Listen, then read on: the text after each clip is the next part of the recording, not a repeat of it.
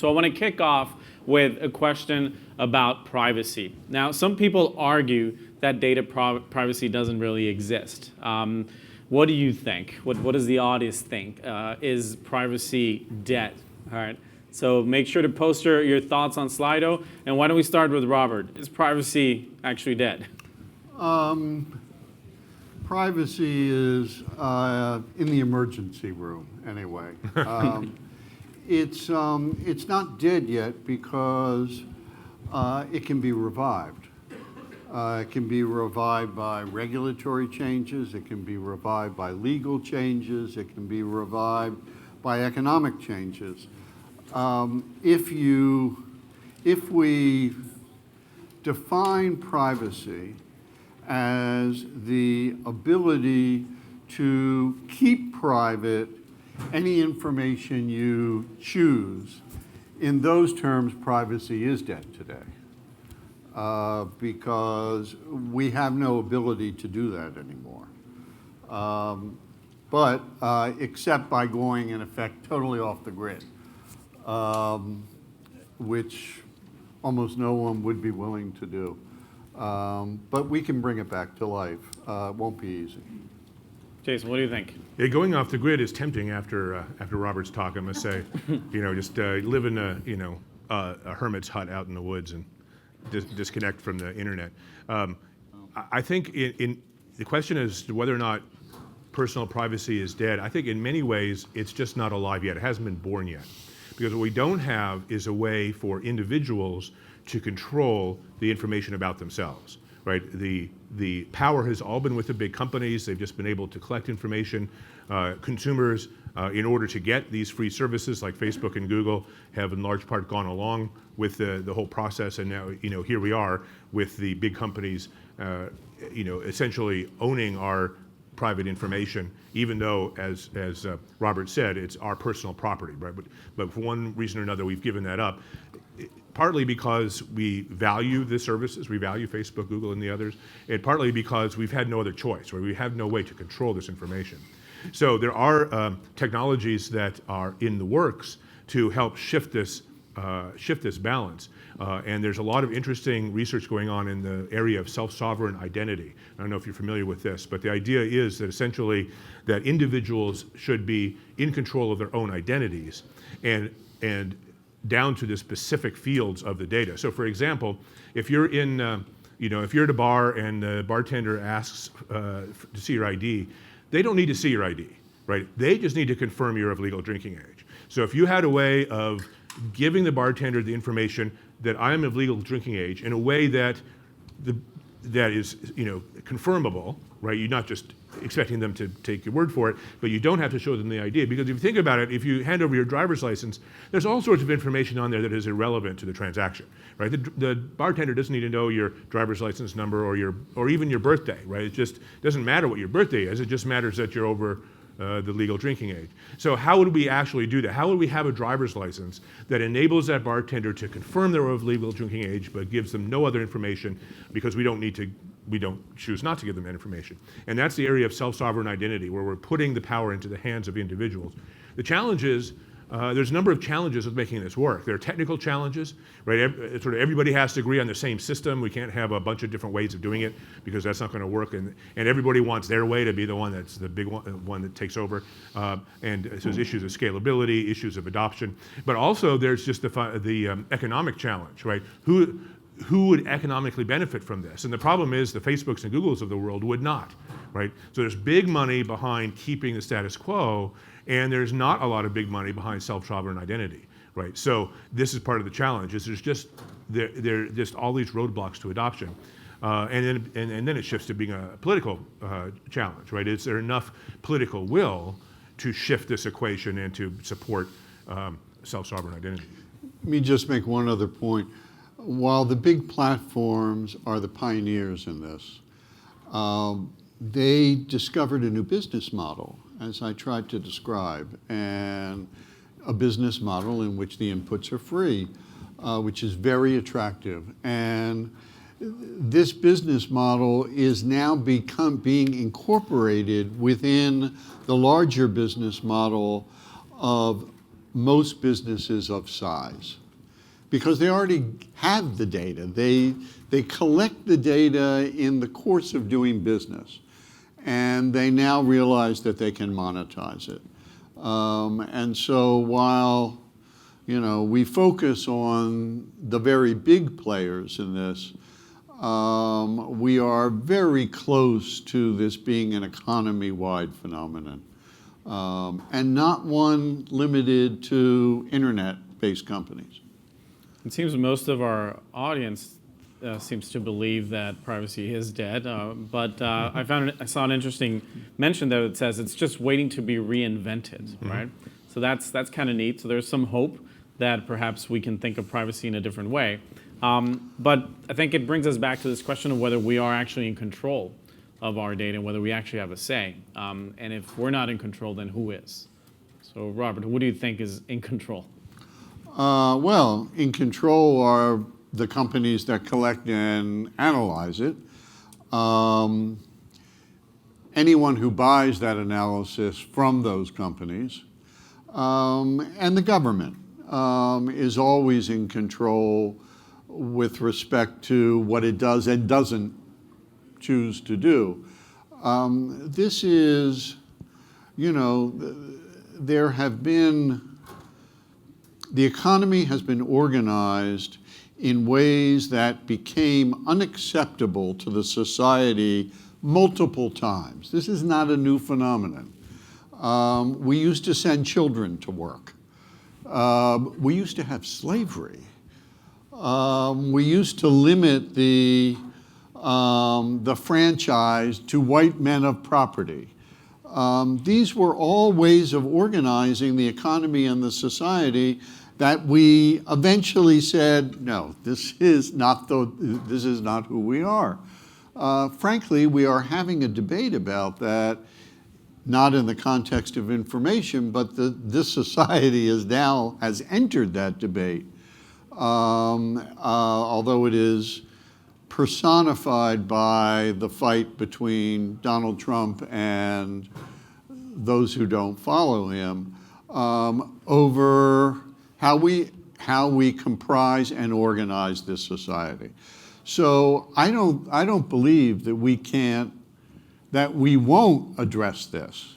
I can't tell you what the outcome is going to be, but this is certainly, frankly, the kind of problem which is less difficult to address than the, all the manufacturing was based in part on child labor. Half the country's economy was based on slavery. So we have addressed much more difficult versions of this, and we will address this. How we come out on it, is up to the society. But wouldn't you agree or debate that this problem is a silent killer, right? It's happening to us in a way that most of us don't really understand, right? Yeah. And some of the problems that we faced perhaps in the past were very evident and obvious that we, or at least most people would agree they were wrong. But at the moment, it seems like we're living in this world of ignorance and lack of understanding. And Jason? also a bit of deception. We as consumers, take off your business hat, put on your consumer hat. We have the illusion that we have some control over our personal information, but it is in large part illusion. So for example, you've all downloaded an app and it asks you the questions, can it check your location and can it access your data, whatever it is, or maybe you've logged into a site using LinkedIn or Facebook, it'll ask you similar questions. And we just routinely say yes, and we could say no, but then we wouldn't get to use the service, and there's really little other option, right? There's no way to say, well, it's okay if the app accesses my location, but only on these certain instances when I happen to want it to, and other times no. There's no way to do that, right? So you either have yes or no, and no really means that you don't get to use the service, and that's not an option, so we just say yes. Same thing happens with cookies on our browsers, where we all get these cookie notices now. And if you click no, sometimes the site just doesn't work, right? And so you either don't use the site or you allow cookies, and if you allow cookies, that means you allow retargeting, right? Because it's based upon the cookie technology. So do you want those, ads for diapers and formula? Well, then you click yes on the cookies and you'll get those kinds of ads. And you'd have to say no on every site to avoid them, and then the sites might not work. So it's like it's just the illusion of choice. It's not really a choice. And that's the way these big companies want it, right? Because that's all they have to give you. But let me say, keep in mind, this is a phenomenon that's gone on for less than 15 years. And so it's not surprising that people are not yet fully aware of it. These other phenomena went on for decades and decades before people became either aware of it in a way that they believed was subject to their choice. So I think that you usually need crystallizing events. Child labor was driven in part by, that is, the restrictions on it, by a terrible fire that killed hundreds of children who were working there. You do need crystallizing events, and you need leadership to do it. But I am not discouraged by the fact that we don't see it yet. This is, and if the antitrust issue becomes a major issue,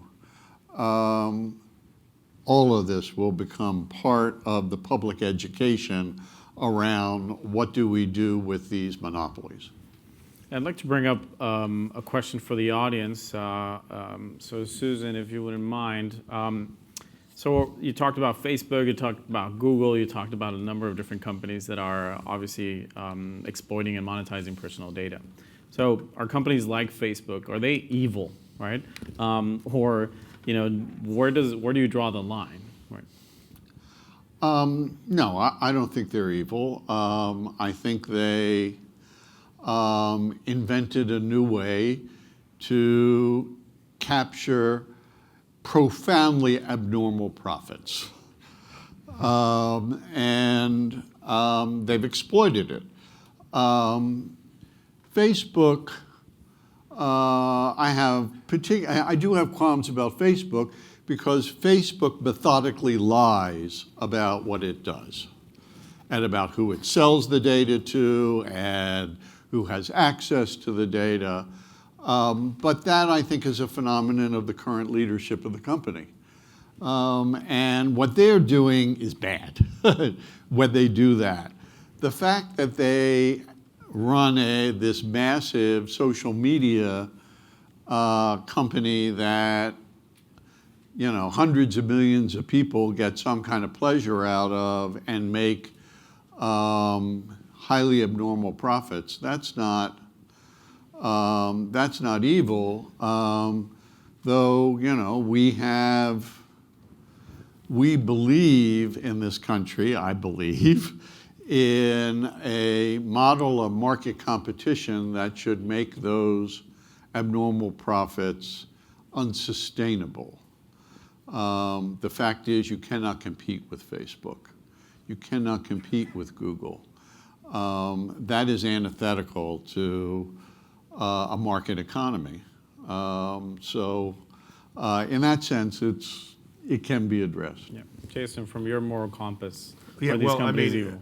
if you take off your consumer hat, put back on your business hat, there is definitely an argument that any business should be allowed to conduct its affairs in any legal and ethical way within the bounds of regulation, right? So if a Facebook comes along, now if they're being dishonest, that's a different story, but if one of these companies comes along and simply takes advantage of the market opportunity to become a dominant player, that in and of itself isn't evil, that's just good business. Now, if they get to a point that they have a monopoly advantage, which could easily be argued, then it's up to the responsibility of the regulators to balance that out. But is it necessarily evil to become a monopoly if the laws and regulations as they stand allow you to?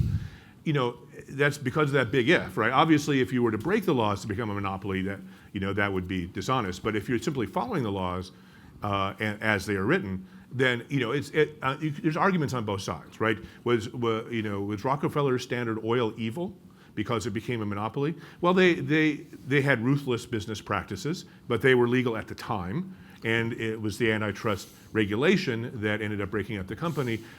So you could argue either side, right? And obviously there's it's a balance. It takes it really the perspective that you have.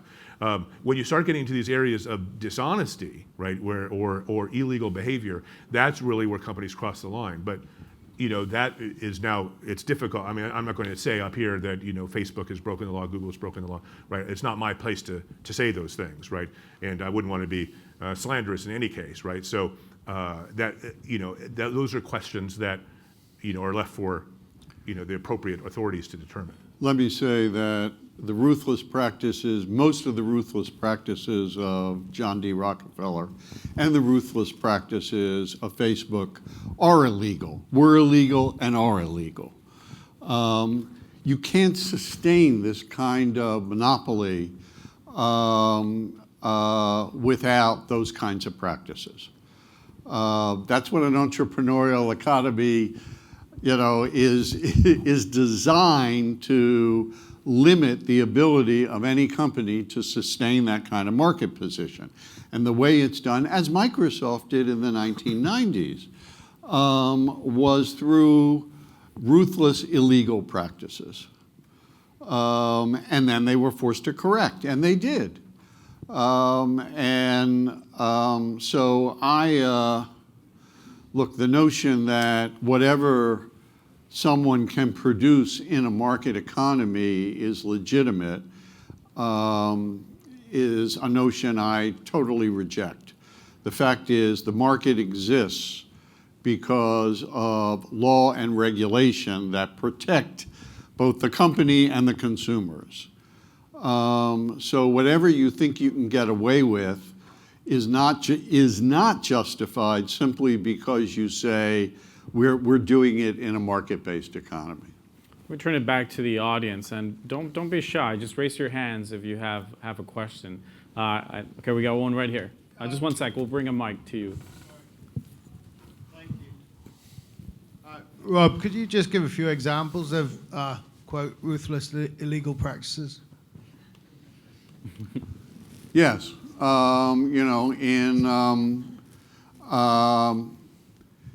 in the case of Amazon, for example, the use of personal information to advantage the sale of Amazon marketplace goods as compared to third-party goods. In the case of Facebook, the willingness to allow outside entities to tap into large amounts of personal data without any notion of what it was going to be used for, as opposed to selling profiles for targeted advertising.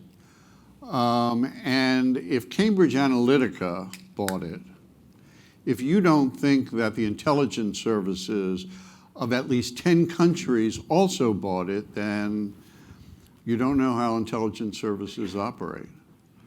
If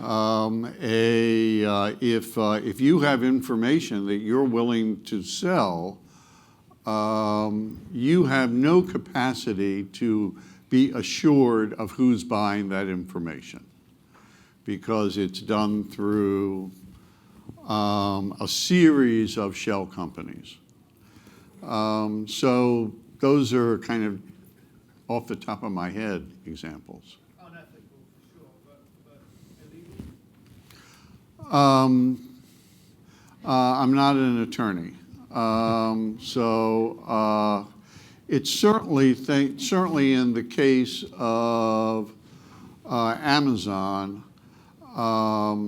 it violates what I understand are fair trading practices under the law. In the case of Facebook, we know that they provided false information to congressional committees, which the president's former attorney is in jail for right now. So we know that's illegal. We have another question right in the middle. The billionaire investor Stanley Druckenmiller recently said that and Chinese government is supporting their big tech while United States government try to regulate them. And he thinks that will put United States at a disadvantage. What's your comment on that? Thank you. That supporting what? I'm sorry. Big tech. Oh, big tech. Big tech. Look, there's certain practices of the Chinese government that I think it is in the profound interest of the United States to find a way to stop. With respect to their support for big tech, their big tech. While United States try to limit. Right. Try to regulate. I'm ambivalent about that. You know, there was an enormous concern in the 1980s about the Japanese government's support of big tech. And most of their decisions were lousy ones.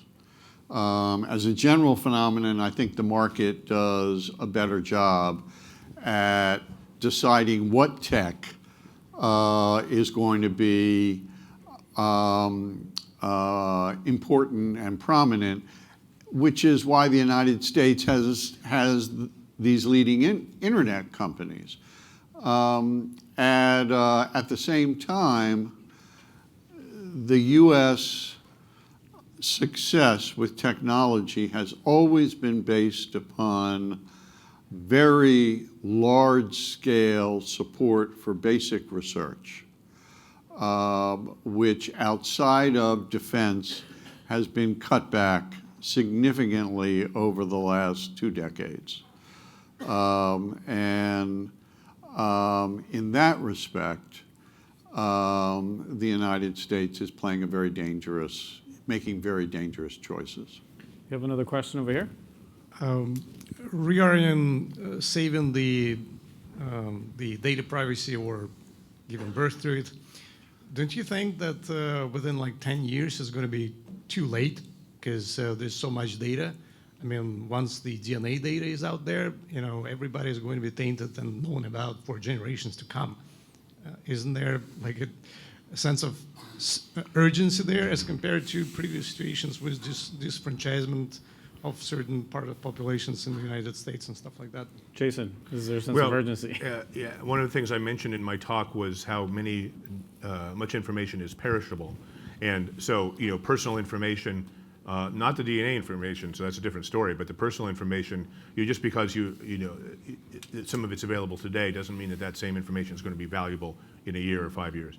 Now, the DNA information is a different story, and I think that's going to impact the insurance industry among other industries. I mean, insurance is an industry based upon absence of knowledge, right? They measure risk based upon not knowing what's going to happen in the future, and they're able to calculate the risks based upon the data that they have about what is likely to happen. So if you give the insurance companies all the information about what's going to happen in the future, they wouldn't sell insurance to anybody who needed it. They would only sell insurance to people who didn't need it, and the whole business would fall apart.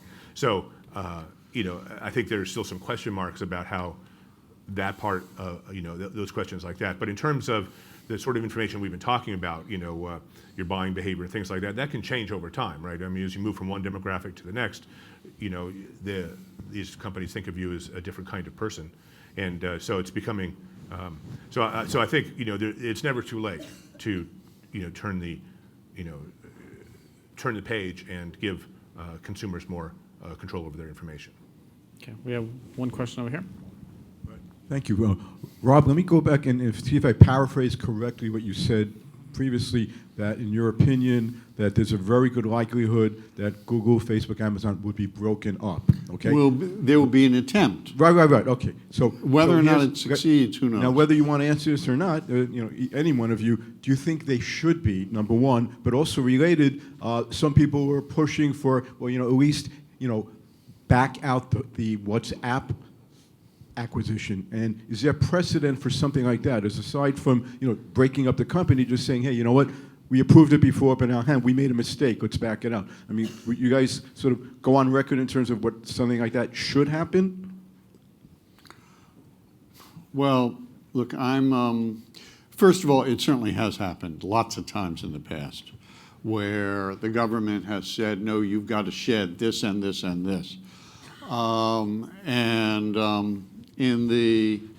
sometimes it's for economic reasons, sometimes there's an attempt for political reasons. The AT&T Time Warner merger was held up because of the insistence by the administration privately that they shed CNN so Rupert Murdoch could buy it.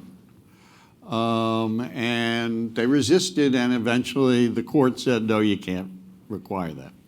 But certainly there are lots of cases where they do. Do I believe that oligopolies or monopolies should be permitted? No, I don't. That's just, I'm an economist. That's what I have to believe and what I do believe. Let me get back the discussion back onto to data privacy for a second. I'm going to ask Susan to load up a new question for the audience. So as business people, you value customer data, right? And as consumers, you value your privacy. So how do you personally balance these issues? Jason. Well, I mean, this is more a question for the audience, but in terms of in terms of me personally, we advise businesses, and businesses are on one side of the equation, and we're all consumers, and we're on the other side of this question. And I think that at some point we need to achieve the appropriate balance, right? We can't give businesses all the control, but it wouldn't be realistic to give consumers all the control either. So really, it's a question of where you achieve that balance. And I don't think we really, as a society, have an understanding of where that line should be. I personally try to withdraw from the major actors, frankly. That's my kind of personal response. So I don't use Chrome, for example. But what do you use? Firefox. Okay. Why? Because they say they don't sell their data. And whether or not that's true, that's what they say. But as a general proposition, in order for people to make that kind of decision, they have to know what the value of the data are, what the value of their data are. And the value, not only the monetary value, but the value in terms of the different ways in which it's used. Then they can make a decision about how to weigh their access to these sites and as against their privacy, and they can make a decision about whether the government should regulate the terms of these exchanges. But first, Mark Zuckerberg, around 5 years ago, was in front of a congressional committee, and he was asked the value of the data, and he said, it's about $2 a person. And he wasn't actually lying. He was being disingenuous because he was looking at everybody in the world on Facebook. And the fact is, these data are much more valuable the richer the society is because you buy more. So in fact, the data in developing countries is worth much less economically than it is in the United States, and that's how he came up with his figure. Big surprise. He was willing to mislead. So let's educate people, and then they can make the decision. Of course, we as consumers can choose not to use these services, and I know a lot of people who have left Facebook, and that's obviously, if you're on Facebook, that's always an option that you have.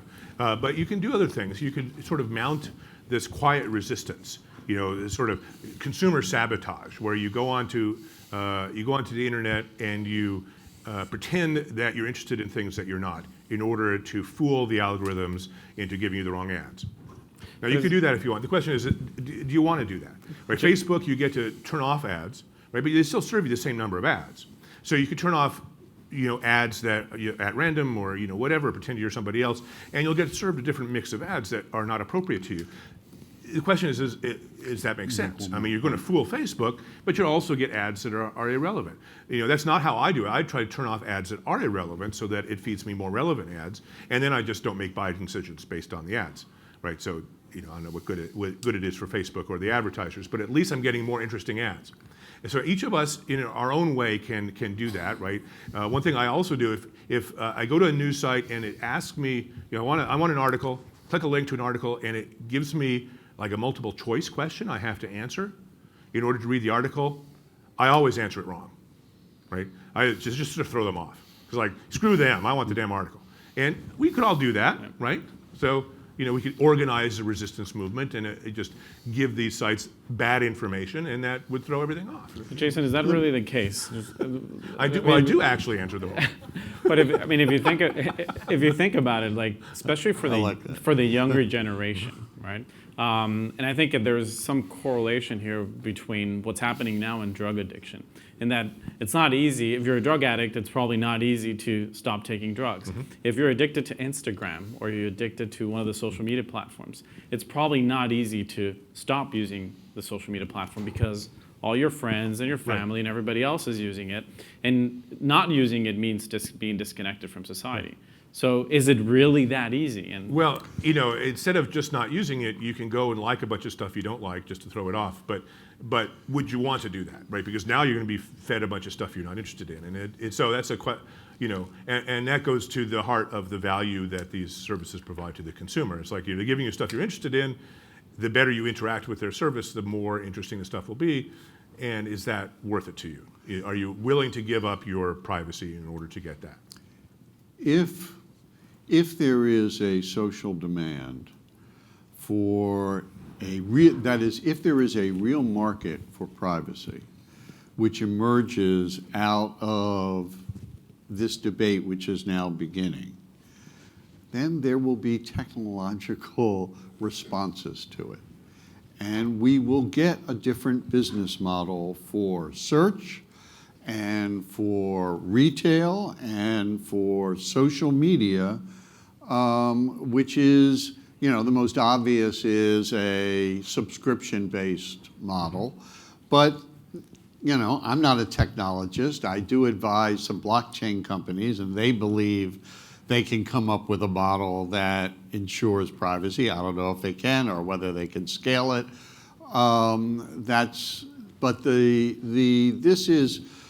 This is at base a technological phenomenon, and the technology has not stopped with Google and Facebook.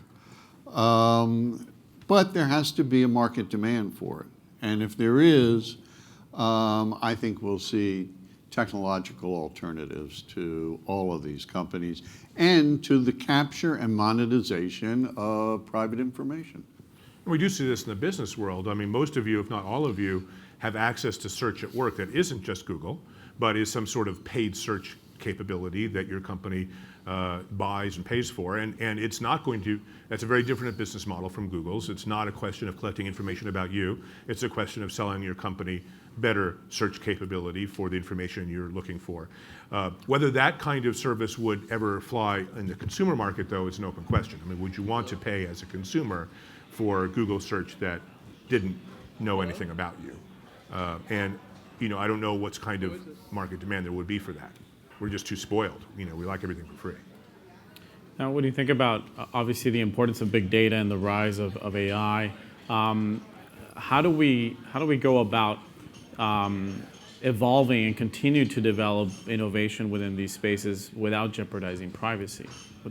How does one find that balance, and how do we cover all of these bases, which again seem to be pretty much going against each other? Well, again, I think it's a combination of regulation and we can define legal rights here legislatively and technological alternatives. And look, there are large parts of the society may very well decide that they don't have any interest in controlling their personal data. And that's fine.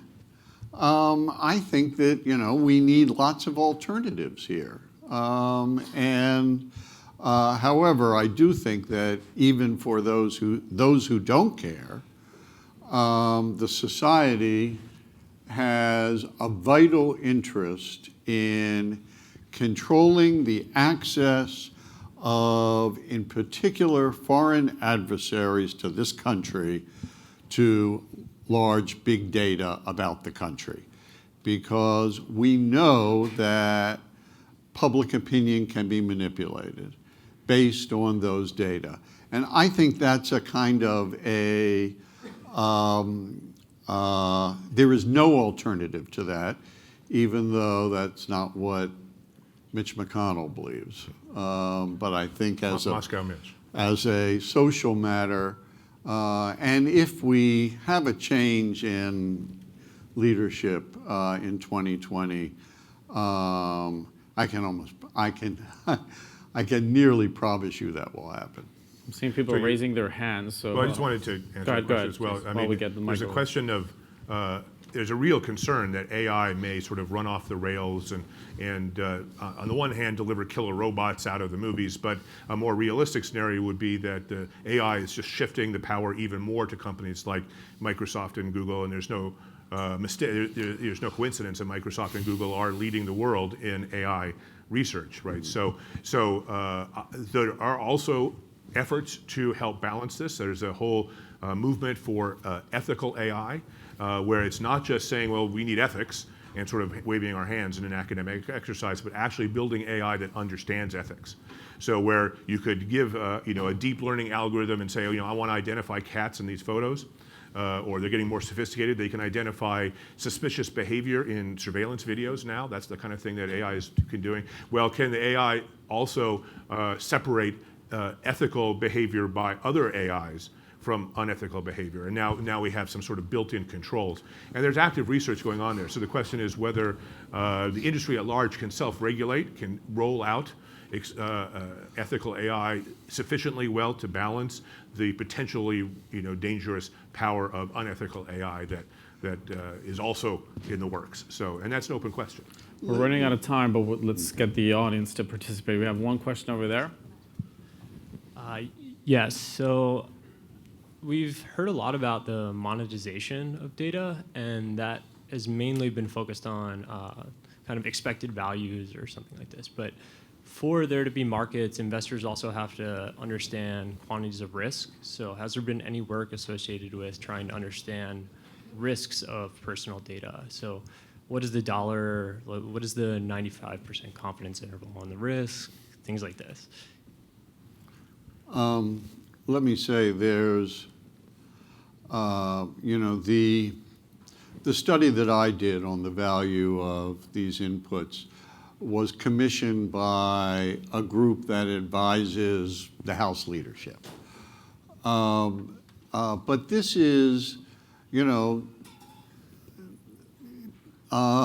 first time anyone in politics had really said, well, let's try to collect the information that would be necessary to gauge risk. And so, no, it hasn't been done yet. And look, all of you are in companies that have the capacity to make those kinds of analyses.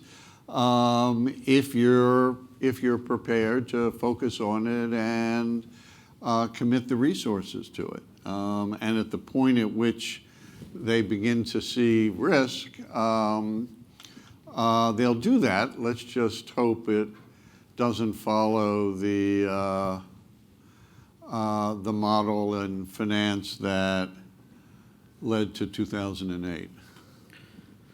Jason, some final thoughts? before we close up? Well, the measurement of risk obviously has long been a challenge. In the context of technology, there's the question of cybersecurity risk, right? And you know, what is the risk your company is going to be breached, and what would the cost be, and how do you calculate that? And there's an active development of cybersecurity insurance that measures this risk and then indemnifies companies. But it's really just beginning. The cybersecurity insurance companies can only identify against limited risk because they only have a certain amount of data about the risks, right? But AI is now able to deal with much larger quantities of data about the sorts of risks that companies are facing. And now this area of cybersecurity risk is expanding, and potentially now insurance companies can insure against various kinds of risk, which would include the exposure of private information. So I would say essentially it's a big data problem that AI can help us solve, but a lot of that work is still yet to come. I wasn't even able to ask half of the questions I had in mind, but I want to thank our panelists for this great, engaging discussion. Please give them a round of applause. This is Raven Pack.